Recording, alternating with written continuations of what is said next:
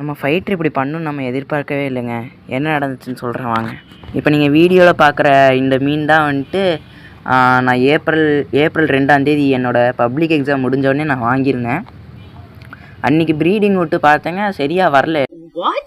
நம்மளுக்கு ஏன்டா ப்ரீடிங் இப்படி ஆகுது அப்படின்னு பார்த்தா நிறைய சர்ச் பண்ணி பார்த்தேன். ஏப்ரல் மாதம் அந்த டைமில் சம்மர் டைமில் விடக்கூடாது அப்படின்னு சொன்னாங்க. மீன் ஸ்ட்ரெஸ் ஆகி எக்கை சாப்பிட்ரும் அப்படின்னாங்க. எனக்கும் அதே மாதிரி தான் நடந்துச்சு.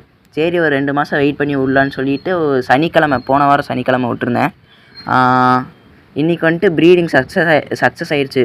மேல் ஃபிஷ் வந்து அழகாக எக்ஸ் எல்லாம் கொண்டு போய் பபுள் நெஸ்ட்டில் அழகாக வச்சுருந்தது. எனக்கு பார்த்தோன்னே ஒரு ஹாப்பி ஆயிடுச்சு. அடுத்து இந்த எக்கு பொரிஞ்சதுக்கப்புறம் இதோட ப்ரைஸோட அப்டேட்லாம் உங்களுக்கு நான் அடுத்தடுத்த வீடியோவில் போடுறேன். இந்த வீடியோ உங்களுக்கு பிடிச்சதுன்னா லைக் பண்ணுங்கள், கண்டிப்பாக சப்ஸ்கிரைப் பண்ணிடுங்க.